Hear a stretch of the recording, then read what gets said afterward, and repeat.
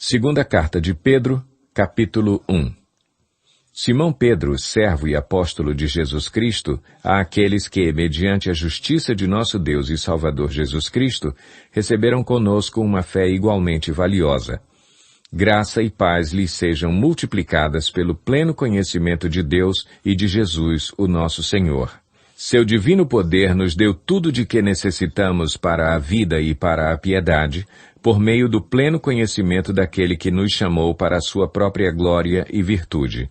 Dessa maneira, ele nos deu as suas grandiosas e preciosas promessas, para que por elas vocês se tornassem participantes da natureza divina e fugissem da corrupção que há no mundo, causada pela cobiça. Por isso mesmo, empenhem-se para acrescentar à sua fé a virtude, à virtude o conhecimento, ao conhecimento o domínio próprio, ao domínio próprio a perseverança, à perseverança a piedade a fraternidade e à fraternidade o amor. Porque, se essas qualidades existirem e estiverem crescendo em sua vida, elas impedirão que vocês, no pleno conhecimento de nosso Senhor Jesus Cristo, sejam inoperantes e improdutivos. Todavia, se alguém não as tem, está cego, só vê o que está perto, esquecendo-se da purificação dos seus antigos pecados. Portanto, irmãos, empenhem-se ainda mais para consolidar o chamado e a eleição de vocês, pois, se agirem dessa forma, jamais tropeçarão, e assim vocês estarão ricamente providos quando entrarem no reino eterno de nosso Senhor e Salvador Jesus Cristo. Por isso, sempre terei o cuidado de lembrar-lhes estas coisas, se bem que vocês já as sabem e estão solidamente firmados na verdade que receberam. Considero importante, enquanto estiver no tabernáculo deste corpo, despertar a memória de vocês, porque sei que em breve deixarei este tabernáculo, como o nosso Senhor Jesus Cristo já me revelou. Eu me empenharei para que, também depois da minha partida, vocês sejam sempre capazes de lembrar-se destas coisas.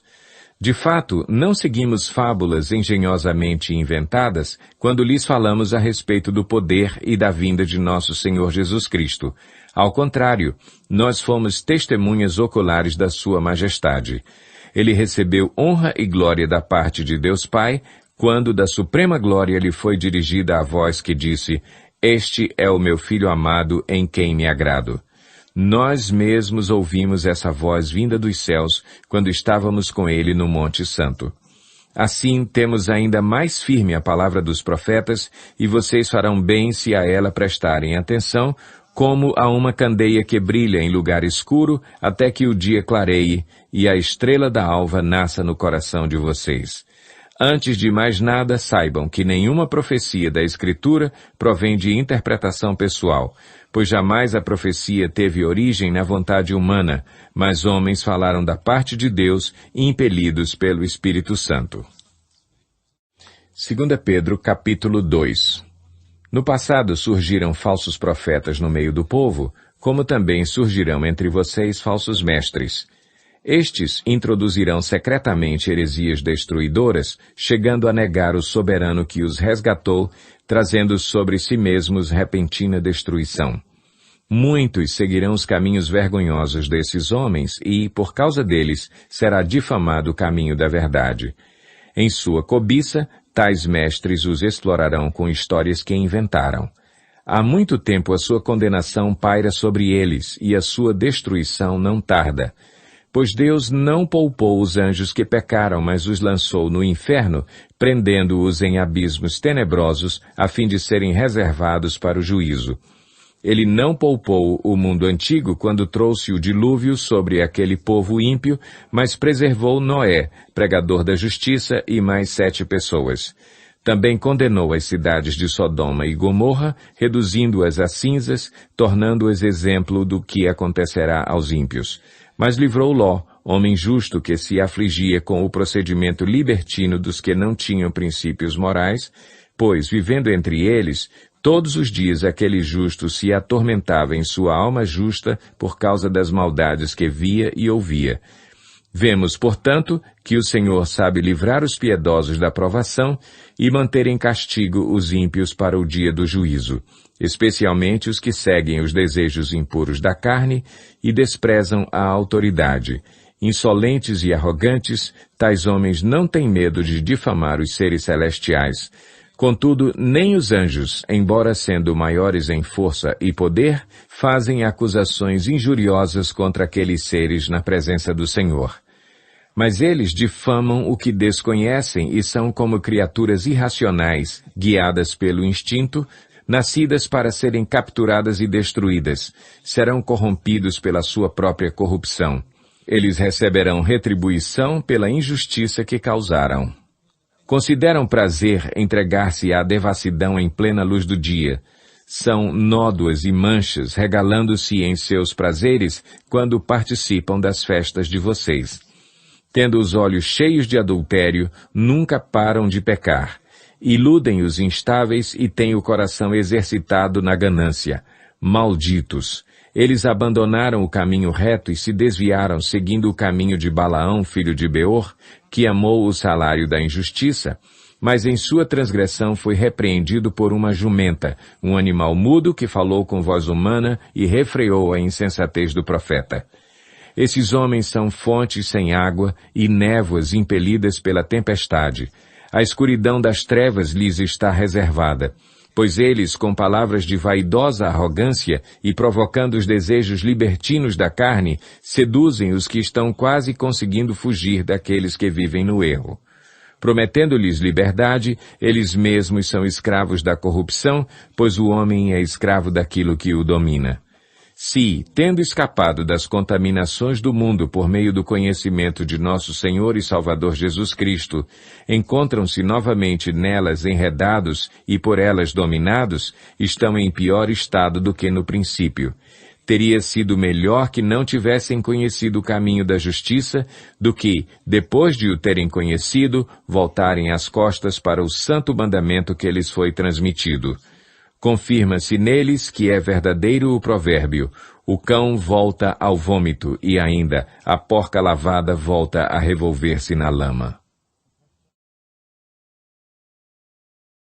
2 Pedro, capítulo 3. Amados, esta é agora a segunda carta que lhes escrevo. Em ambas, quero despertar com estas lembranças a sua mente sincera para que vocês se recordem das palavras proferidas no passado pelos santos profetas e do mandamento de nosso Senhor e Salvador que os apóstolos de vocês lhes ensinaram. Antes de tudo, saibam que nos últimos dias surgirão escarnecedores, zombando e seguindo suas próprias paixões. Eles dirão: o que houve com a promessa da sua vinda? Desde que os antepassados morreram, tudo continua como desde o princípio da criação. Mas eles deliberadamente se esquecem de que há muito tempo, pela palavra de Deus, existem céus e terra, esta formada da água e pela água. E pela água o mundo daquele tempo foi submerso e destruído. Pela mesma palavra, os céus e a terra que agora existem estão reservados para o fogo, guardados para o dia do juízo e para a destruição dos ímpios. Não se esqueçam disto, amados. Para o Senhor, um dia é como 1000 anos, e 1000 anos como um dia. O Senhor não demora em cumprir a sua promessa, como julgam alguns. Ao contrário, Ele é paciente com vocês, não querendo que ninguém pereça, mas que todos cheguem ao arrependimento. O dia do Senhor, porém, virá como ladrão. Os céus desaparecerão com um grande estrondo, os elementos serão desfeitos pelo calor, e a terra e tudo o que nela há será desnudada. Visto que tudo será assim desfeito, que tipo de pessoas é necessário que vocês sejam? Vivam de maneira santa e piedosa, esperando o dia de Deus e apressando a sua vinda. Naquele dia os céus serão desfeitos pelo fogo, e os elementos se derreterão pelo calor. Todavia, de acordo com a sua promessa, esperamos novos céus e nova terra, onde habita a justiça.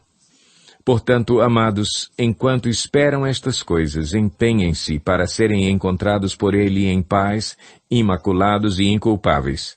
Tenham em mente que a paciência de nosso Senhor significa salvação, como também o nosso amado irmão Paulo lhes escreveu com a sabedoria que Deus lhe deu.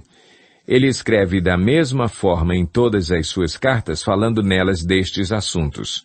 Suas cartas contêm algumas coisas difíceis de entender, as quais os ignorantes e instáveis torcem, como também o fazem com as demais escrituras, para a própria destruição deles.